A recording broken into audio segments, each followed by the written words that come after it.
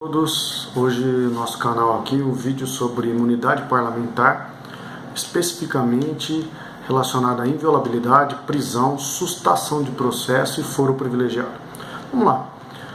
O que o artigo 53 da Constituição Federal reservou como uma prerrogativa inerente aos congressistas, deputados e senadores. Vamos começar pela tal da inviolabilidade. Essa é o que nós vamos chamar de imunidade parlamentar material, a qual exclui a figura típica de um crime em decorrência do exercício da função parlamentar. O que ela significa na prática? A Constituição fala que deputados e senadores são invioláveis em suas palavras, votos e opiniões, gerando aí uma imunidade ou uma inviolabilidade na esfera civil ou criminal.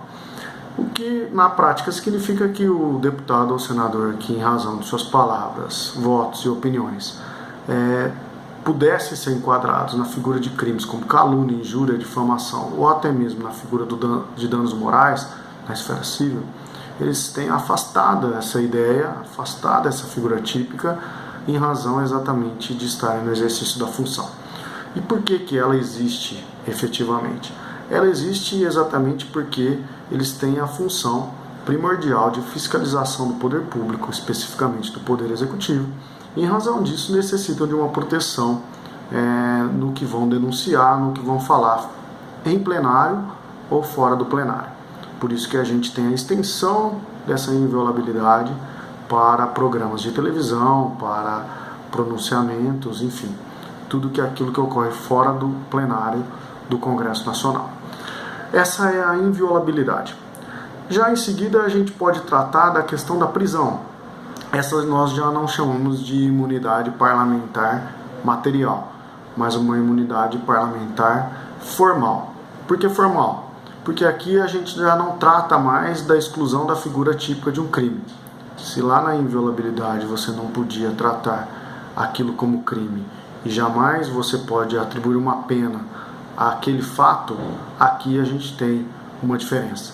O parlamentar comete o crime.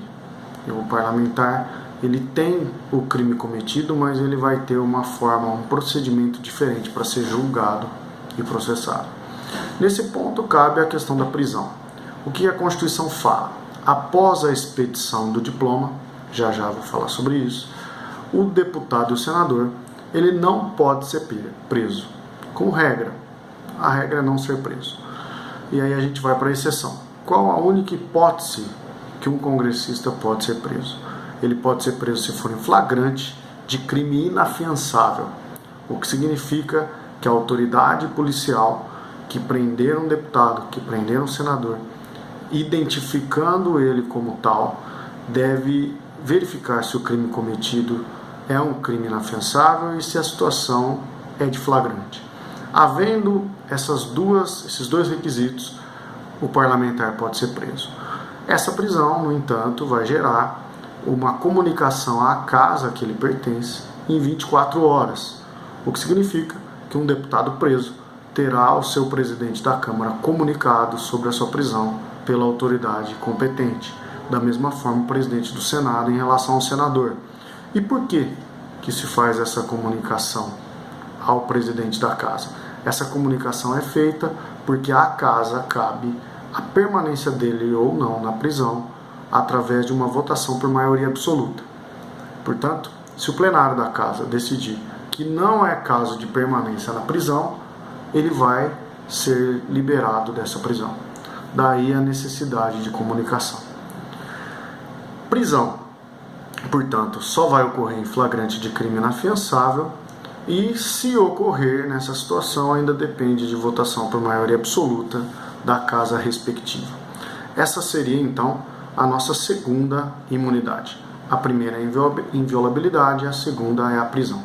A terceira, que eu considero muito importante, é a sustação do processo. O que seria a sustação do processo na prática? Um deputado, um senador, quando ele tem junto ao STF uma denúncia feita pelo Procurador-Geral da República, atribuindo a ele o cometimento de um crime, desde que isso tenha ocorrido após a diplomação, ele tem a prerrogativa de sustação do seu processo. O que é a sustação do processo? Sustação do processo é a paralisação do processo na fase em que ele estiver. Vamos então fazer aqui um cronograma de como isso ocorreria. O Procurador-Geral da República oferece uma denúncia contra um parlamentar. Oferecida essa denúncia contra o parlamentar, nós temos o recebimento da denúncia pelo Supremo Tribunal Federal. A partir do recebimento da denúncia pelo STF, a gente já tem a possibilidade de sustação do processo. Por quê? Porque o Supremo Tribunal Federal irá comunicar à casa respectiva e a casa comunicada abre a possibilidade de pedido de sustação do processo. Quem pode pedir a sustação do processo? Aqui uma coisa muito importante. Quem pode pedir é o partido político que tenha representação na casa. Qualquer partido que tenha representação na casa. Imaginamos que vai ser o partido do próprio parlamentar que está sendo processado. Se o partido fez um pedido de sustação do processo, esse pedido vai ser apreciado pela maioria absoluta dos parlamentares da casa. Se a maioria absoluta entender que é caso de sustação, o Supremo Tribunal Federal irá arquivar o processo e esse arquivamento vai durar enquanto durar o mandato do parlamentar. Trata-se de uma aberração jurídica no que diz respeito ao princípio constitucional da separação de poderes, que é a cláusula pétrea prevista no artigo 60, parágrafo 4º da Constituição Federal, visto que o Supremo Tribunal Federal fica impedido de exercer sua própria função de julgamento em decorrência do mandamento do outro poder, o que a gente pode dizer que fere o sistema de freios e contrapesos em relação ao equilíbrio entre os três poderes. Esse pedido de sustação do processo, então, é preciso que a gente tenha sempre em mente que cabe a um partido político com representação na casa. Pois bem, essa daí é a nossa terceira imunidade tratada nesse vídeo: inviolabilidade, prisão e sustação do processo. Vamos à quarta e última, que é o foro privilegiado. Um parlamentar só pode ser julgado e processado pelo Supremo Tribunal Federal.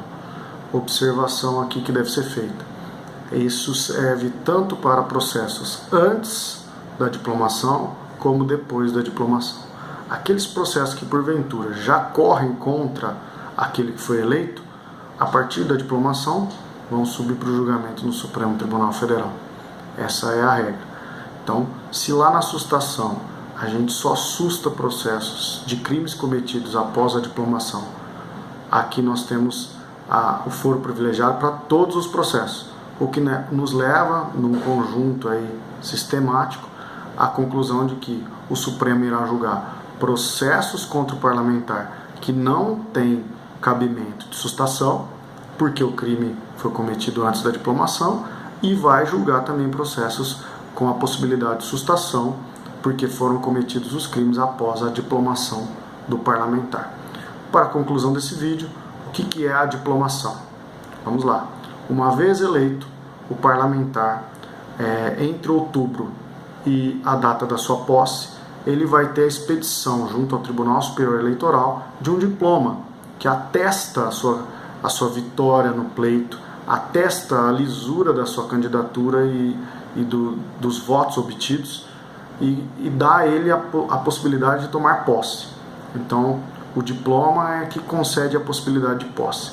Esse diploma não há uma data definida para ocorrer essa diplomação, mas a gente tem notícias aí de que ocorre em dezembro, novembro, aí vai depender de como que o Tribunal Superior Eleitoral vai andar para poder expedir esses diplomas. Essa data é importante porque ela delimita a ocorrência da imunidade parlamentar. Falamos aqui então de 4 possibilidades de imunidades parlamentares: a inviolabilidade, a prisão, a sustação de processo e o foro privilegiado. Espero que tenha sido esclarecedor esse vídeo. Até a próxima. Um abraço.